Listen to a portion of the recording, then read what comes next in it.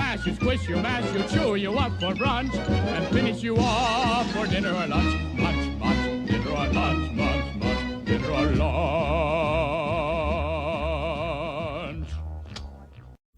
Hola a todos, bienvenidos a Filosofía Clase B, yo soy Oscar. Me llamó la atención al leer la caja de comentarios de la segunda parte del video de las teorías extrañas de la internet. Más que un mensaje en particular, me llamó la atención el tono de los comentarios. Ese video cabrió a varias personas. Cabrió muchísimo a varias personas. Esto me tomó totalmente desprevenido, sobre todo porque el tono de la primera parte fue completamente distinto y fue el tono habitual de la caja de comentarios de estos canales, donde discutimos sobre cualquier tema de modo totalmente desenfadado, sin ninguna indirecta, más que obviamente usar algún eufemismo para evitar la censura de YouTube. Supongo que esto se debe a que cuando te metes con la cuestión de los encubrimientos, te estás metiendo con los gobiernos y no con alguna agencia oscura y que ya de por sí tiene mala prensa, como la CIA, la NASA o alguna otra por el estilo. Te estás metiendo con el núcleo del gobierno, con la gente a la que millones de personas han votado, y sobre todo te estás metiendo con la santísima institución de la televisión, con los reverenciados mass media que en nuestra sociedad ocupan un rol análogo al que tenía la Iglesia Católica en la Edad Media. Supongo que por eso tocó algunos nervios sensibles. Como sea, la serie va a seguir adelante, pero me llamó la atención eso. Recibir una cantidad bastante numerosa de gente muy cabreada. Me preguntan qué pienso de ese tipo de teorías en general. Creo que tienen algo en común. Creo que tienen en común enfocarse en cuestiones secundarias y mal documentadas en vez de prestar atención a lo principal. En vez de prestar atención a lo que tenés a la vista, a lo evidente, a lo que no está oculto, a donde no hay ninguna conspiración. Por ejemplo, a lo que te está diciendo CNN, al adoctrinamiento que le están dando a los chicos en las escuelas, lo que está a la vista. Me parece que en cambio está una cosita, mirá, en esta filmación vi un fotograma un poco raro. Creo que no es una forma, o sea, aprecio el interés por la verdad, respeto eso, pero me parece que no es un pensamiento eficiente, no es un pensamiento metódico el que tienen muchas de esas teorías. Fíjese que mi respuesta a la gran mayoría puede ser, quizás, o sea, no son temas que me interesen demasiado. Y otra cosa es que suelen suponer una cantidad innecesaria y ridículamente alta de conspiradores. Por ejemplo, te dicen que el Vaticano tiene unos documentos que podrían destruirlo y los tiene guardado en una caja fuerte en un búnker a 20 metros bajo tierra, que está custodiada por una orden de monjes secreta que juran defender con su vida la caja fuerte. Pregunta, ¿qué tenían de malo una caja de fósforos? Lograba el mismo objetivo y era más eficiente. Eso es lo que noto que suelen tener. Suelen presuponer conspiraciones innecesariamente complicadas y con una cantidad ridículamente alta de personas. Por ejemplo, yo creo que es muy probable que en el mundo de hoy no haya una persona que sepa quién asesinó a John Fitzgerald Kennedy. Que no quede uno. No quede uno vivo que sepa. Porque de por sí tienen que haber sido poca gente. Incluso si, por ejemplo, digamos que fue la CIA. Si no fue, total, que le hace una mancha más al tigre. Pero digamos que fue la CIA. Es probable que el director de la CIA de hoy no lo sepa. El director de la CIA de hoy no sepa que ellos mataron a George Fitzgerald Kennedy. Porque no es algo que vayan a hacer el día del aniversario. Vení a trabajar con un sombrero tejano para festejar el día que nos cargamos a Kennedy. No. Es algo que deben haber hecho 5 personas, no lo hablaron con nadie, no se lo contaron a la familia, no se lo contaron ni al psicoanalista. Che, me cargué al presidente de Estados Unidos, porque te tenés que cargar al psicoanalista si le decís eso. Los 5 murieron de viejo, no hay ningún documento. Y el director de la CIA de hoy pueden que haya sido la CIA, el director de la CIA de hoy no lo sepa. Esos son, me parece, errores que tienen todas esas teorías en común. Me dicen, no comentaste tal cosa sobre los atentados al World Trade Center. No comenté 1000 cosas. O sea, el espíritu de esa serie de videos es, vamos a hacer algo simple, breve, lacónico y bastante desenfadado. No es, porque necesitas un video de 20 horas y te vas a poner a comentar todas las cosas raras, todas las extravagancias de la explicación oficial, todas las anomalías, largos, etcétera. Tenés que hablar, y ya hay gente que lo hizo esto. No mencioné, y esto me lo olvidé porque si no esto lo mencionaba seguro, no mencioné que la CNN informó del derrumbe de la Torre 7 del World Trade Center 20 minutos antes de que ocurriera. Esto se me olvidó, esto lo mencionaba sin dudas. Pero tenía que, si me iba a poner en detalle, tenía que mencionar 1000 cosas que no mencioné. Me dicen, en algún video hice una crítica a la libertad de expresión y no puedo encontrarla. Supongo que se refiere a algo que dije a la pasada, que no fue una crítica a la libertad de expresión. Fue una crítica a algo que se suele decir sin pararse a pensarlo, que es, yo estoy en contra de toda forma de censura, defiendo por completo la libertad de expresión. Y eso es algo que suena bonito hasta que te lo parás a pensar. O sea, estás en contra de toda forma de censura. O sea, en tu opinión se tendría que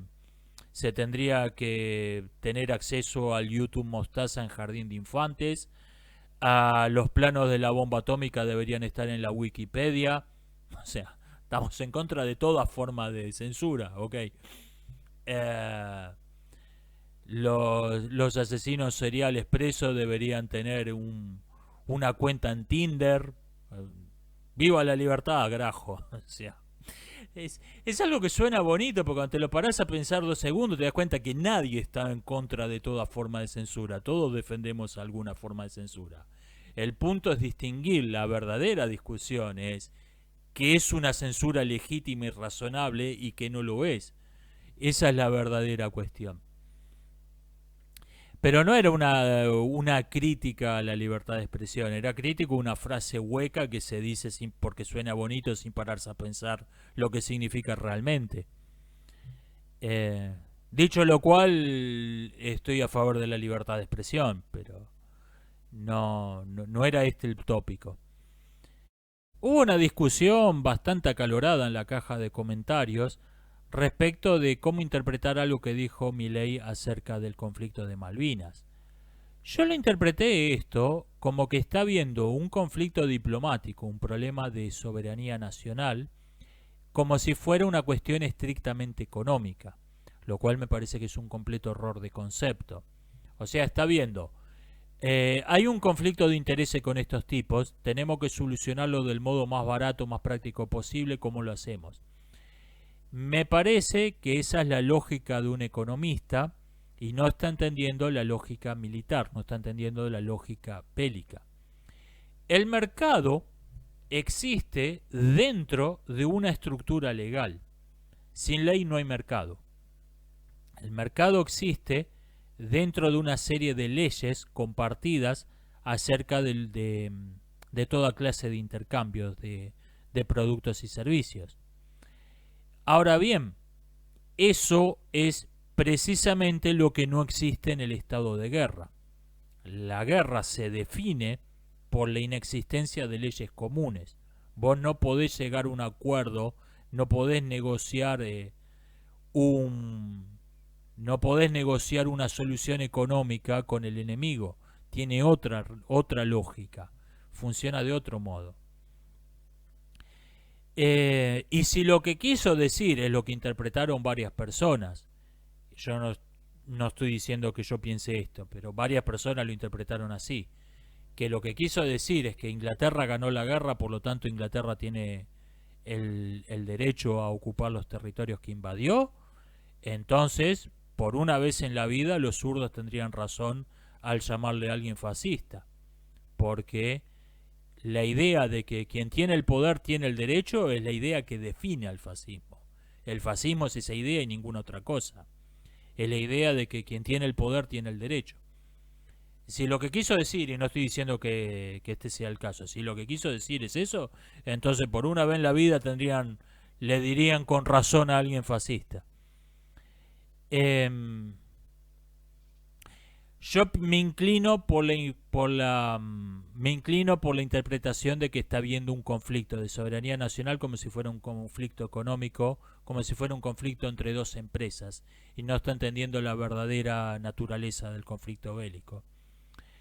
Que es, por cierto, el mismo error de concepto de base que lo lleva a tener una visión delirante del tráfico de órganos. Está viendo el tráfico de órganos humanos como si fuese el tráfico de muñequitos de plástico. No está viendo ninguna peculiaridad, ninguna diferencia con cualquier otra actividad económica. No está viendo al ser humano como algo que tiene que estar fuera de la lógica del mercado, como el ser humano como algo que tiene una dignidad especial que no puede ser tratado como un producto comercial. Que, por cierto, la misma lógica que tienen basura humana como Planned Parenthood.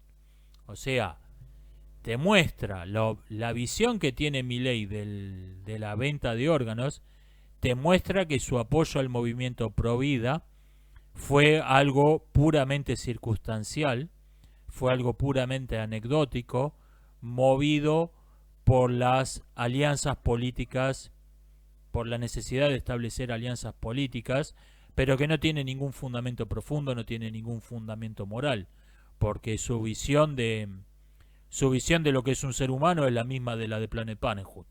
No hay ninguna diferencia. Más allá de que circunstancialmente en un breve periodo de tiempo hayan sido enemigos. Y por último, ya que estamos en el tiro al Milei, su visión de la religión de Estado es propia de un político bananero, que es algo que toda su imagen gira en torno a pretender que él es algo distinto de tipos como los K, y no lo es, porque dice públicamente cuál es su religión. Bien, lo respeto como hombre por eso. Ahora, el problema es que te dice, mira, yo soy judío, pero no puedo blanquearlo esto porque no me puedo candidatear a presidente, porque la ley argentina dice que el presidente tiene que ser católico. Cuando sea presidente voy a eliminar esa ley que es injusta y discriminatoria y bla bla bla. Bueno, esa es la forma de razonar de un político bananero. Primero hay que llegar al poder y cuando tengamos el poder voy a cambiar las leyes. No, en los países en serio, donde no se piensa así, en los países en serio, no en los países bananeros, se cambian las leyes para llegar al poder. O sea, Milei tiene hoy, tiene su culo en una banca de diputados en el Congreso. Bueno, usa el poder que tenés ahora para decir, esta ley es injusta, viola los principios de la igualdad ante la ley y viola los principios de la libertad religiosa. Una persona no pueda ser candidato a presidente si no tiene cierta religión, viola los principios de la igualdad entre la ley y viola los principios de la libertad religiosa. Si propone eso hoy en el Congreso, tiene todo mi apoyo. A mí me parece una barbaridad que el presidente del país tenga que tener una religión en particular. una religión que yo no comparto, dicho sea de paso.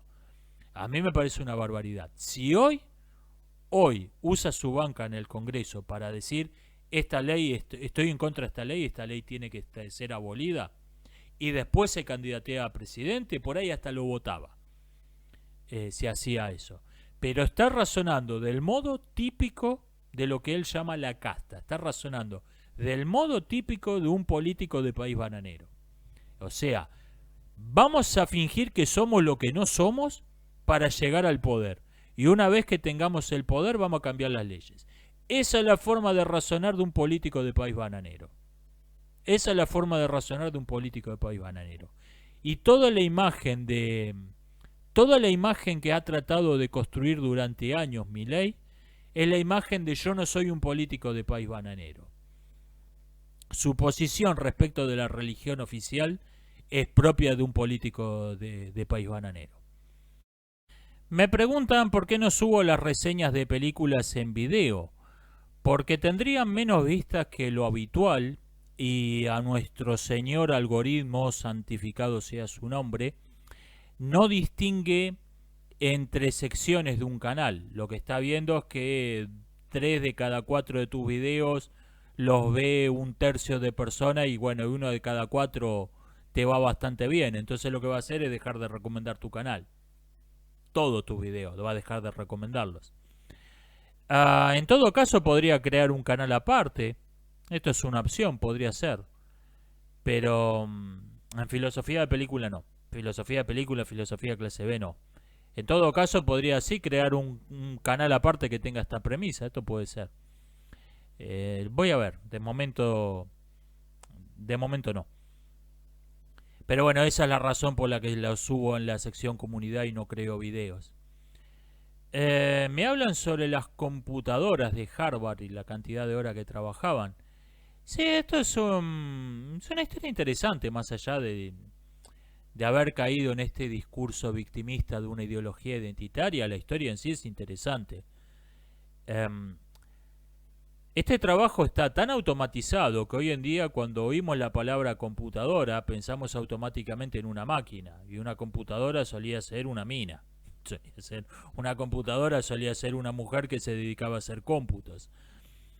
Y la computadora de Harvard estaba integrada por estudiantes, todas ellas eran mujeres, y necesitaban una calificación científica mínima, por lo que muchas no eran ni siquiera estudiantes de astronomía, eran estudiantes de otra cosa. Sí, tenías que tener... tampoco era operar un telar, necesitaban cierta capacitación, pero cualquier estudiante universitaria podía hacer ese trabajo con una capacitación mínima.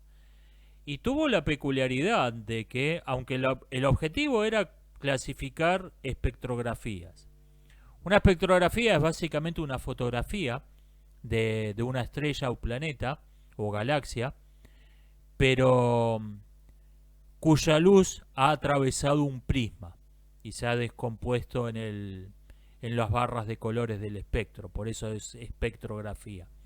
Eso es una espectrografía. Ahora la clasificación es totalmente automática, pero en esa época necesitabas hacer las espectrografías físicas en placas de materiales y ponerlas a clasificar. Y el objetivo de este grupo de empleadas mujeres puestas a clasificar espectrografías era ordenar una serie de espectrografías, pero terminaron cumpliendo con creces ese objetivo. Empezaron, precisamente porque eran estudiantes de muchas cosas distintas, empezaron a aportar ideas originales, empezaron a pensar fuera del molde de lo que eran las ideas estándares de la astronomía de la época. Por ejemplo, la idea de que las estrellas evolucionan. Las estrellas no son siempre igual, sino que la composición química va cambiando con el tiempo, algo que antes de que se descubriera la fisión nuclear sonaba como una completa locura en el límite de la alquimia.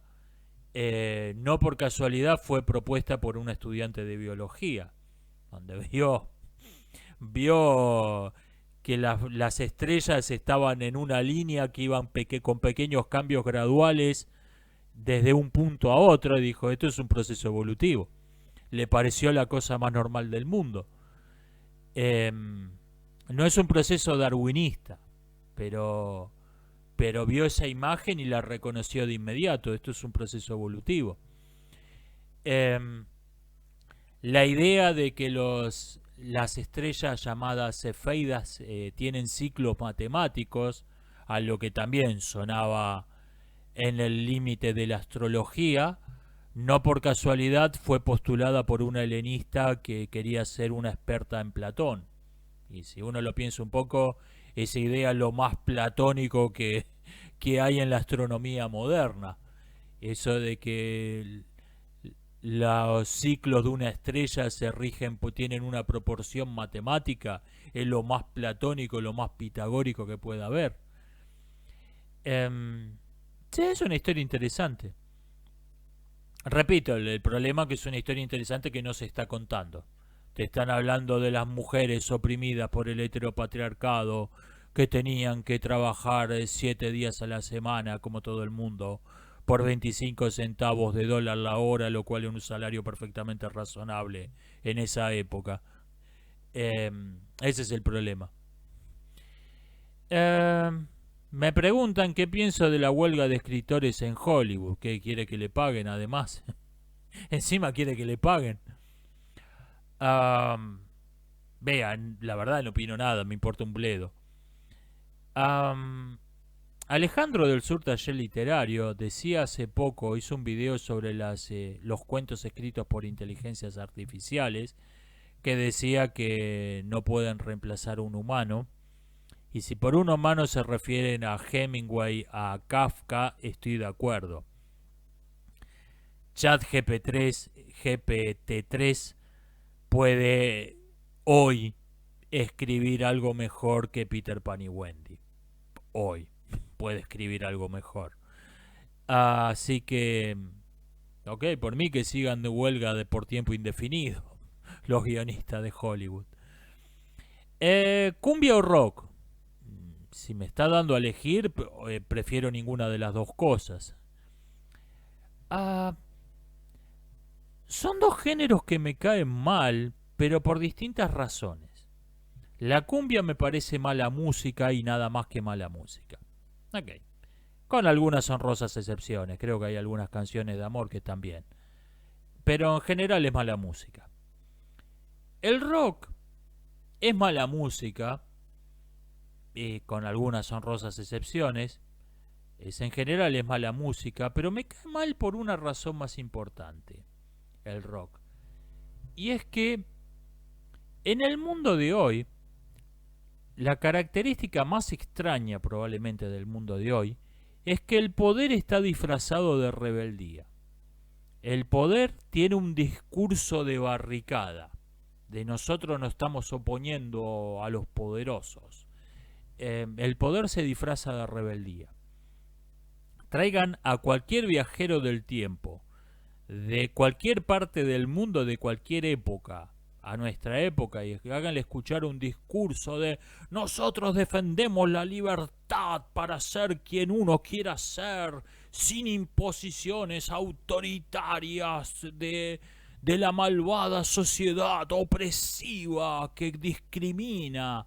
Y va a decir, estos tipos son la oposición. No, estos tipos son el oficialismo. ¿What? Eso es una completa locura que con nosotros por ahí ya nos hemos acostumbrado, porque ya llevamos décadas viviendo en esta locura y no nos damos cuenta de lo extravagante que es. A menos que uno se ponga a leer... o a ver películas viejas por lo menos, y ahí por ahí cae en la cuenta de lo extravagante que es, de lo insólito que es el discurso del poder de nuestra época. Este poder disfrazado de rebeldía, el oficialismo disfrazado de oposición, la ortodoxia que pretende ser heterodoxia. Y esa locura, ese mundo de cabeza, esa realidad puesta para arriba, no se podía imponer de golpe porque era demasiado extraña. era muy exótica. Todo el mundo hubiera largado una carcajadas si de repente el oficialismo empezaba a largar el discurso que tiene en nuestros días. Entonces, hubo que poner en el medio una fase de transición en donde se convirtió la rebeldía de ser una posición ética, se la convirtió en una estética. O sea, ser un rebelde no era defender ciertas ideas o ciertas ideas de cualquier tipo. Ser un rebelde era antes que ninguna otra cosa tener un cierto aspecto. Tener el pelo de un largo, usar la barba de cierto modo, vestirse con cierta ropa, usar ciertos pantalones, cantar de cierto modo, usar ciertos instrumentos. Eso era ser un rebelde. Después de que esos tipos apoyaran, se sacaran fotos lamiéndole las botas a dictadores, estaba todo bien, pero eran unos rebeldes, porque tenían el pelo largo. Y ese es el origen de eso, que es en esa transformación de la rebeldía en una estética, el rock ocupó un lugar central. El rock ocupó un lugar central en convertir la estética en convertir la rebeldía, quise decir, en una estética y no en una posición ética. El rock lo desempeñó un rol central en eso. Por eso tengo un desprecio mucho mayor por el rock que no el que tengo por la música, por la cumbia. La cumbia es mala música y ya. Y nada más, es nada más que mala música. El rock es mala música, pero es algo todavía mucho peor que mala música. Parezco tener cierto interés en el psicoanálisis, sí, estoy interesado en muchas cosas. ¿Qué opino entonces de Jung y sus teorías de los arquetipos y el inconsciente colectivo? Nunca fue un pensador que me llamó mucho la atención. Creo que Jung es donde empezó a desbarrancar la teoría psicoanalítica. Empezó a irse para el lado del misticismo y pseudofilosofías hipientas, y abandonó el enfoque científico y terapéutico que tenía en la escuela de Freud. Después todavía hubo exponentes que creo que hicieron aportes valiosos, pero Jung en particular no es un pensador que me... I am not impressed. No es un autor que me llame particularmente la atención. Porque es la típica combinación de grandes afirmaciones sin grandes evidencias. Y me impresionan mucho más tipos como Freud, que te dicen una afirmación modesta y 20 páginas de historias clínicas que fundamentan esa afirmación modesta. Eso me suele impresionar mucho más. Vi las películas de Kingman. ¿Qué opino de ellas? Abandoné la última, me pareció muy mala. Vi las dos primeras. La primera me gustó más que la segunda. Me parecieron que también que son entretenidas. Las vi en donde trabajaba, teníamos un par de horas muertas y siempre alguien llevaba DVD, llevaba alguna película en MP4, en DVD, no me acuerdo. Y un día llevaron Kingman. ¿Qué es esto? Es como James Bond cuando James Bond no apestaba. Ah, dale. Esa me parece una descripción inmejorable. Kingman es James Bond cuando James Bond no apestaba. Me pareció eso. Me preguntan si vi la película Funny Games y si la reseñé. Estoy casi seguro de que nunca la reseñé. Sí las vi las dos versiones.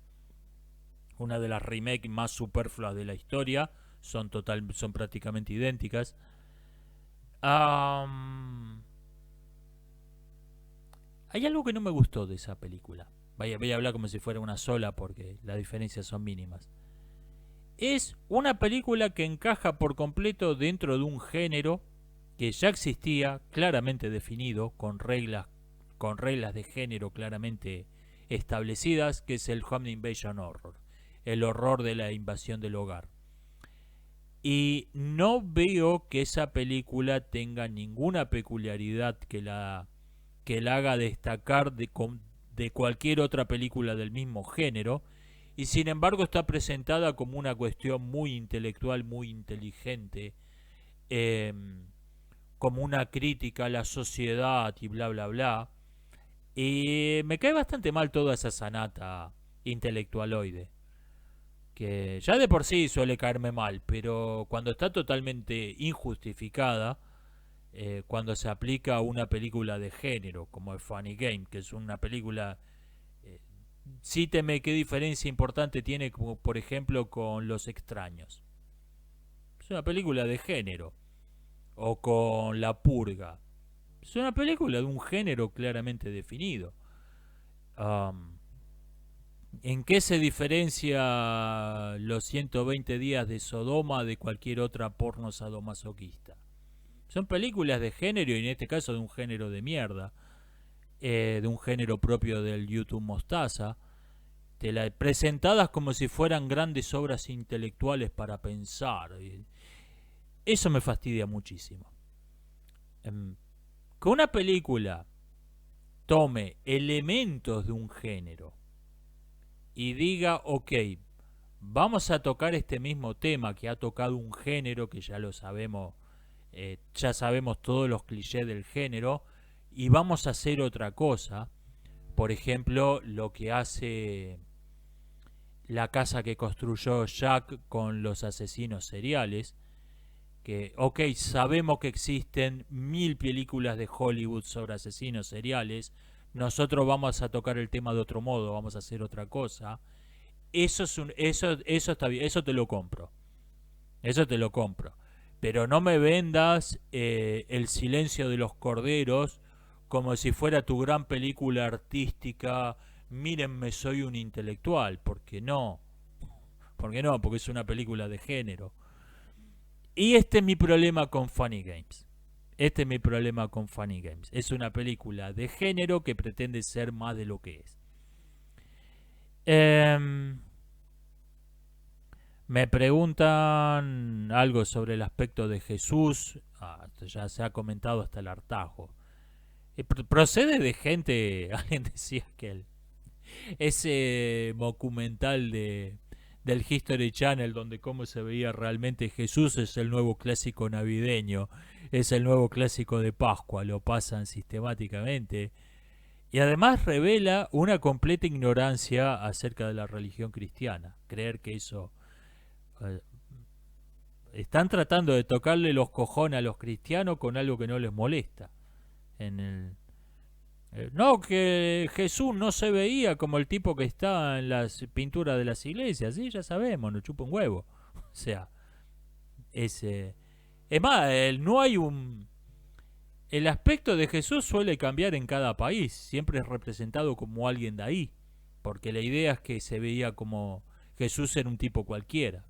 O sea, era el hijo de Dios y todo eso. Pero más allá del pedigrí, se veía como un tipo cualquiera. Esa es la idea. Hay un cierto Jesús estándar que procede del modo en que se representaba a Zeus en la religión olímpica. Pero después en las iglesias de África hay Jesús negro, en Japón hay Jesús con ojos oblicuos. Y esto les importa un carajo a los cristianos.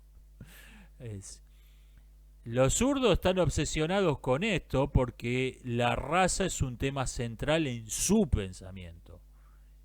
Son ellos los que no pueden aceptar un Dios que se vea como un tipo de Medio Oriente, un Dios que se vea como un palestino cualquiera de hoy. No, si se ve como un palestino de hoy no puede ser Dios. Esa es la mentalidad de la izquierda, no la de los cristianos. Alguien me dice que tiene un profesor que hizo de guerrero maya en Apocalipto y que es una cosa de 1,60 m. Sí, es el cine. Es, ¿usted se cree que el tipo que hace de Goliat mide 3 metros? Es así. Y después también hay cosas que son, porque yo comentaba el tema de una película donde los mayas son Thanos pintado con betún, que yo decía que eso se aceptaba en esa época, pero hoy se vería completamente ridículo. Tiene que ver con convenciones que nos terminamos olvidando que son convenciones y, y nos parecen aceptables y en otra época te parecen inaceptables o viceversa. Em, por ejemplo, aceptamos que actores de 30 años hagan de adolescentes, pero no que hagan de niños. En el teatro griego aceptaban que los roles femeninos los hiciera un hombre. Ese, y adultos hacían de niños también, por cierto. Esto era más infrecuente porque había pocos niños en las tragedias antiguas, pero los roles infantiles los hacían hombres de... Por ahí era un hombre de 40 años el que hacía de niño. Eh, son convenciones que terminamos olvidándonos que son convencionales porque nos hemos acostumbrado a verlas. Me preguntan qué pienso del canal, pero eso es otra historia. Si lo conozco, sí lo conozco, muy bueno. Su serie sobre la conquista de América me pareció lo más flojo de su canal. Sigue siendo lo mejor que hay en internet por contraste, pero me pareció que no estuvo al nivel habitual. Pero muy buen canal, lo recomiendo muchísimo. Me gusta también el canal de cine, Agujeros de Guión. Recomiendo ambos. Y repito, a falta de algo mejor, recomiendo también su serie sobre la conquista de América. Por falta de competencia, como mínimo. ¿Qué características tiene una película de culto? Bueno, supongo que estamos hablando en sentido figurado, no las películas que filma la cienciología y cosas por el estilo. Yo creo que el término se refiere, antes que ninguna otra cosa, a una película que en general no gustó, pero que tiene una minoría de fans muy entusiastas. O sea, si uno ve en IMDb, ve que una película tiene 5 estrellitas de 10, hay dos opciones. O bien a todo el mundo le pareció 5 estrellitas de 10. O bien hay una gran mayoría a la que le pareció muy mala, le puso 1 o 2 estrellitas, pero hay una minoría muy entusiasta de un 10% que le puso 5 estrellitas, 4 estrellitas. De 5, quiero decir, 5 de 10 de 10, 8 de 10. Hay una minoría muy entusiasta. Eso es una película de culto. O sea, es un culto entre comillas, obviamente. Yo creo que hay unas características que te permiten reconocer que una película tiene el potencial de ser una película de culto. Y es que tiene virtudes muy atípicas. Tiene virtudes muy atípicas, tiene algunos méritos. Wow, mirá esto es lo que hizo esta película, que bien que lo hizo. Pero también tiene defectos obvios. También tiene defectos innegables. Entonces tenés un público que te va a decir la sangre que chupa el vampiro es obviamente salsa de tomate. Ok, el defecto obvio te lo va a decir la mayoría de las personas, pero va a haber una minoría que te va a decir esta es la mejor película que vi en mi vida, me importa un bledo que la sangre sea ketchup. Por ejemplo, cualquier película de Andrew Niccol, pero por ejemplo Gattaca tiene uno de los errores de continuidad más groseros que he visto jamás en una película. Hay un reconocimiento, una anagnórisis que ocurre 2 veces. Hay un personaje que se entera de algo y después se vuelve a enterar de lo mismo. Tiene uno de los peores errores de continuidad que he visto en mi vida. La empresa Gattaca no se ve como el lugar sofisticado de alta tecnología que se supone que es. Esto obviamente por un tema de presupuesto. Tiene defectos muy visibles.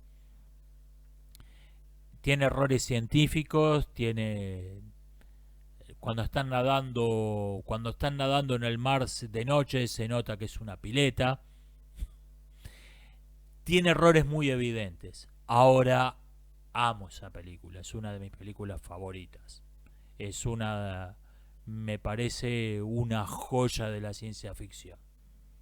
Es es una película que vuelvo a ver cada tanto. Amo esa película. Esa creo que es una típica película de culto. ¿Tiene errores evidentes? Sí.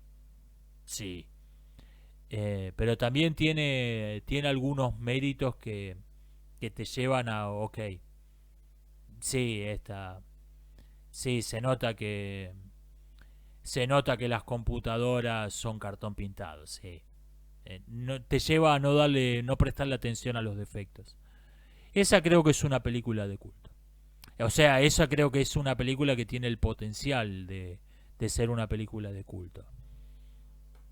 Por ejemplo, una reciente que todavía no se ha convertido en película de culto es Pig, Cerda, con Nicolas Cage. Esa es una película que tiene defectos visibles, defectos obvios, pero es una película muy extraña, muy atípica y, y que tiene su interés. Esa creo que es una firme candidata a ser una futura película de culto. Me dicen que una diferencia entre la ciencia pop y la filosofía pop es que los temas que discute la filosofía le interesan a todo el mundo, mientras que nadie tiene un colisionador de hadrones en su garage.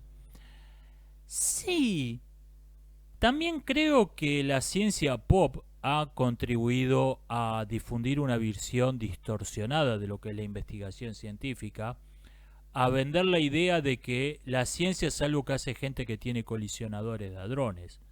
No, que no es una forma de pensar para la cual se utilizan ciertos instrumentos para experimentar, sino que es antes que ninguna otra cosa tener esos instrumentos para experimentar y el pensamiento es algo secundario.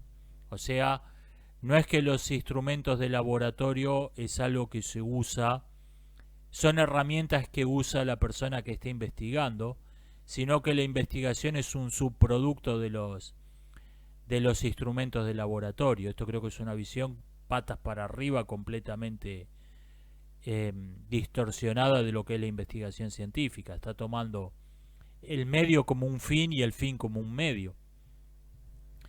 En realidad yo creo que una buena divulgación científica es algo que necesitamos con urgencia. Tiene que desmitificar esta visión de la ciencia, de que la ciencia es algo que hace gente. La ciencia no es para cualquiera, la ciencia es algo que hace gente que tiene un colisionador de hadrones. No, no. Para distinguir, por ejemplo, y eso te lleva a que para distinguir una verdadera ciencia como la astronomía de una falsa ciencia como la astrología, el único criterio aceptado es la gente que tiene colisionadores de hadrones te tiene que decir que es una verdadera ciencia. No, no. Uno puede saber cuáles son los criterios de verdad, los criterios de pensamiento que utiliza la investigación científica y ver quién está usando realmente esos criterios y quiénes no.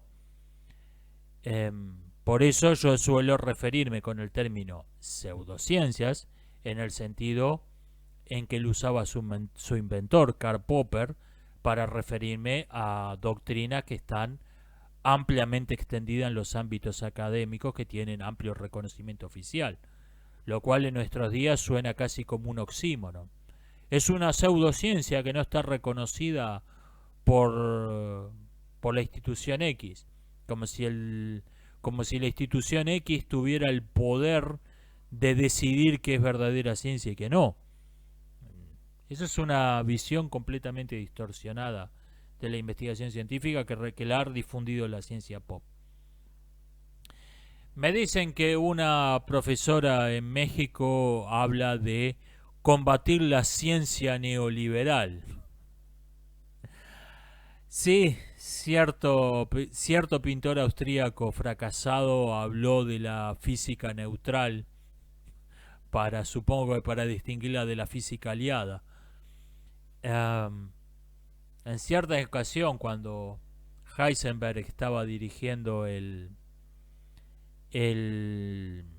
Club del Uranio, que era el equivalente alemán del proyecto Manhattan, su antiguo maestro Bohr organizó una conferencia en Suiza, país neutral, sobre la teoría cuántica y lo invitó a Heisenberg, lo invitó a participar.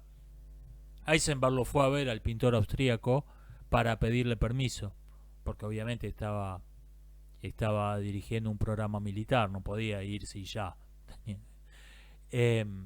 Fue a pedirle permiso y el austríaco lo miró y le dijo, Nein, no. Un poco sorprendido de que un tipo tan inteligente le hubiera pedido una audiencia para preguntarle algo tan obvio.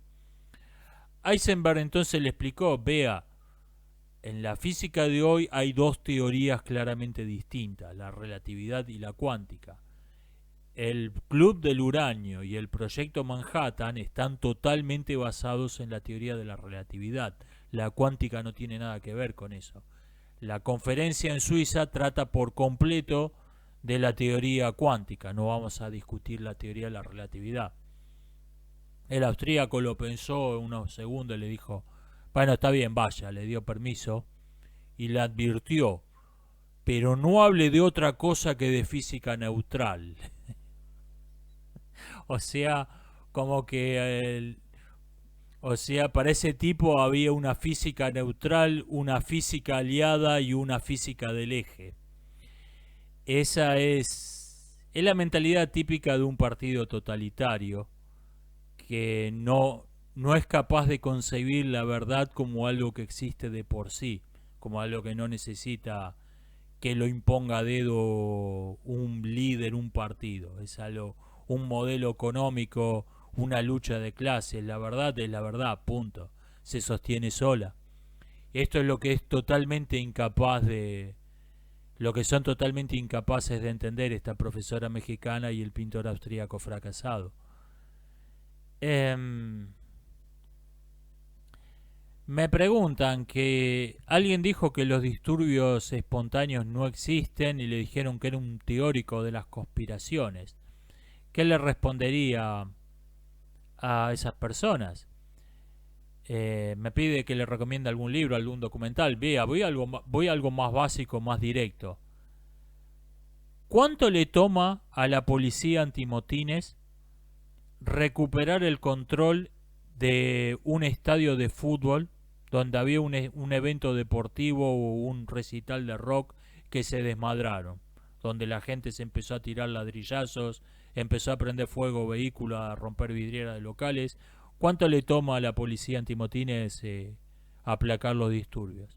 Entonces, ¿por qué cuando hay un disturbio espontáneo motivado políticamente, por qué puede durar meses? ¿Por qué la policía antimotines no lo puede controlar? Y si la policía antimotines está desbordada, ¿por qué no se ocupa, por qué no llaman a peces más gordos para que se ocupen? Obviamente hay una voluntad política de no hacer nada. Hay una decisión política de dejar hacer. Los disturbios espontáneos son un terrorismo de Estado tercerizado. Un Estado gobernado por un partido con ideología totalitaria, pero que no tiene el poder de un Estado totalitario que desearía tener, el poder que desearía tener, como el Frente de Todos en Argentina o el Partido Demócrata en Estados Unidos, que son partidos totalitarios que forman parte de un sistema democrático, pero no son democráticos en sí mismos. Esos partidos, como no pueden mandarte a una banda de matones a prenderte fuego un local, porque tendrían que responder ante la justicia, lo que hacen es ordenarle a la policía, si alguien prende fuego a estos locales de esta gente, no hagan nada, y mandan a basura humana reclutada por partidos supuestamente independientes, pero que están vinculados al partido gobernante. Si van a saquear estos negocios, la policía tiene orden de no hacer nada, y los dejan que hagan. Es terrorismo de Estado por interpósita persona, es terrorismo de Estado tercerizado, dejado en manos de particulares. Esos son los disturbios espontáneos. La frase procede de una anécdota que, como son todas las anécdotas, que es verdad, que no sé. Es una anécdota que se cuenta del general Himmler, del general de las SS, que en la noche de los cristales rotos estaba cenando con un aristócrata y otros gente por el estilo, y de repente miró el reloj, se levantó de la mesa y dijo: discúlpeme que me retire de improviso, señora, tengo que ir a organizar un disturbio espontáneo. Si la anécdota es verdad o no, no sé, le queda como medida a ese cretino. De ahí procedería la frase. Los disturbios espontáneos no existen. Los disturbios espontáneos no existen. O sea, no lo que se... Puede existir que se armó una podrida en un estadio de fútbol y duró 20 minutos, sí. Pero cuando tenés una banda de... un grupo de patotas atacando gente impunemente durante meses, eso hay una decisión política. Como es el grupo terrorista Black Lives Matter en Estados Unidos, eso hay una decisión política de dejar hacer. Detrás de Black Lives Matter está el Partido Demócrata. Eso es terrorismo de Estado tercerizado. Me dicen porque me perdí. Una diferencia entre los videojuegos violentos y las películas violentas es que en el videojuego vos jalás el gatillo. Es un buen punto. De todos modos, yo creo que el principal asunto en la violencia, en el modo en que se representa la violencia en el cine, por ejemplo. No voy a opinar de los videojuegos porque no, como dije varias veces, no tengo ni consola yo. Me parece que se pone el foco en cuestiones como cuánta sangre hay o de qué color es la sangre. Y me parece que eso no es relevante. Me parece que el principal asunto es el realismo con que se representa la violencia. Ese es el tema principal. El realismo, me refiero al realismo de la trama, al realismo psicológico. Y me parece que hasta cierto punto con los videojuegos es lo mismo. Me parece que el realismo de la imagen es secundario. El realismo de la sangre de píxeles es secundario. Me parece que la cuestión principal es el modo en que está narrada como ficción, narrada la historia de la violencia.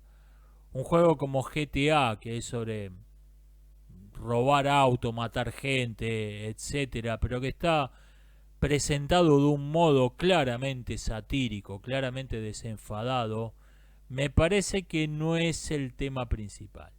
Me parece que no es lo principal. Me parece que ese no es el asunto.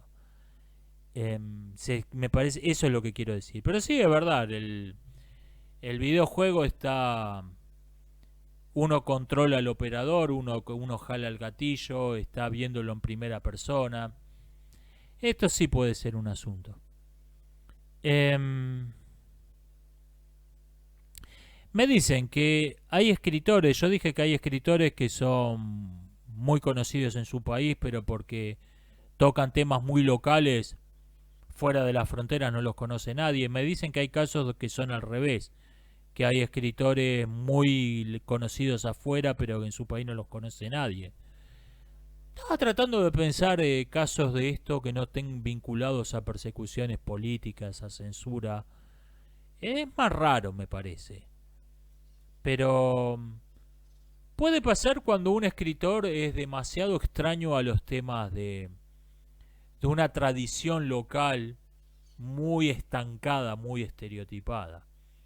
En Argentina esto pasó con los últimos representantes del tango, me refiero con los últimos auténticos, como Piazzolla. Piazzolla fue, en el mundo fue el tipo que llevó el tango al mundo, y en Argentina es el tipo que era el tipo que destruyó el tango. En Argentina no era muy apreciado Piazzolla. Hasta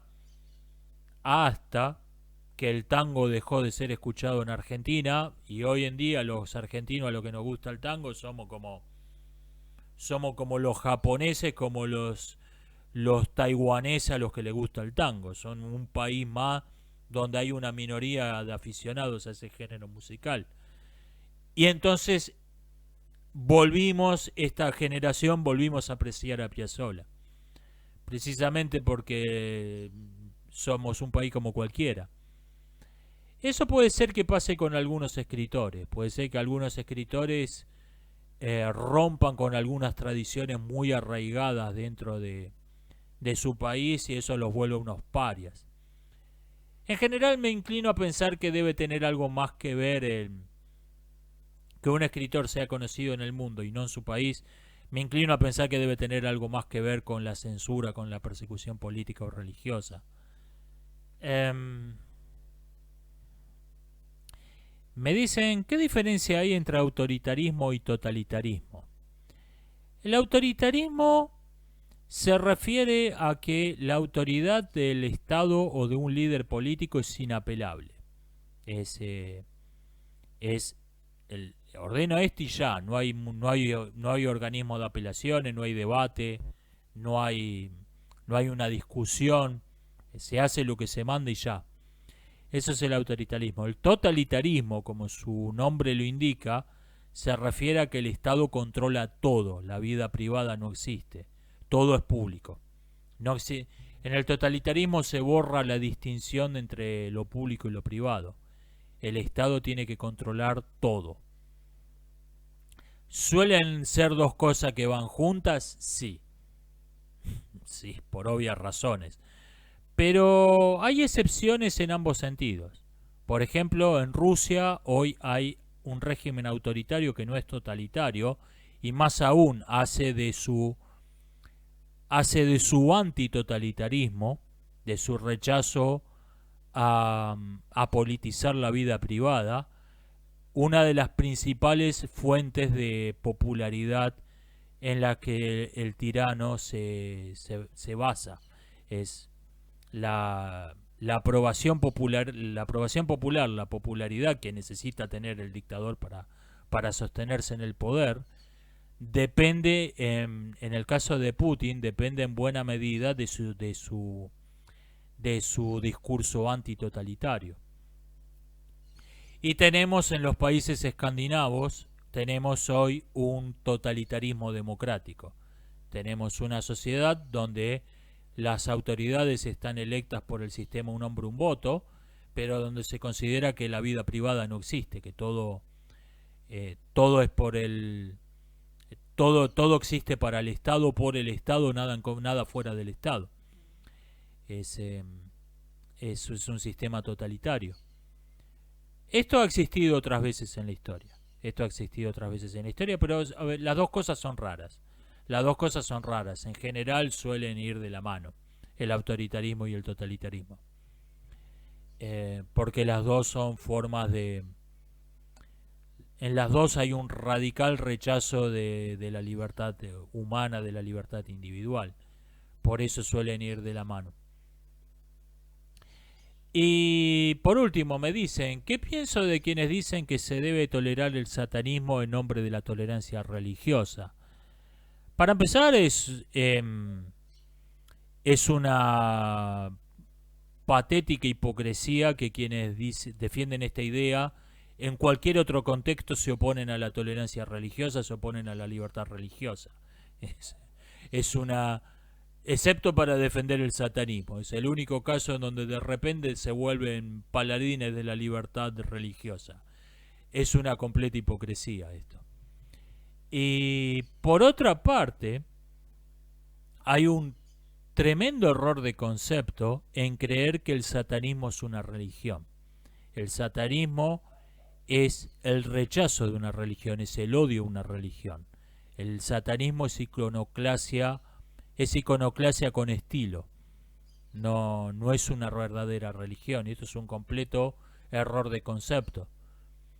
Esto es un discurso típico de rechazar un derecho de verdad invocando un derecho de farsa. Se inventan, como ser antiderecho suena mal, quienes quieren proponer la abolición de un derecho, en este caso el derecho a practicar la religión cristiana, se inventan un derecho de farsa, se inventan un derecho de parodia, en este caso el derecho a defender a adoctrinar a los niños en la pseudo religión del satanismo. Se inventan este derecho de farsa como forma de decir, bueno, estoy defendiendo un derecho, porque defender un derecho suena mejor que me estoy oponiendo a un derecho, estoy proponiendo la abolición de un derecho.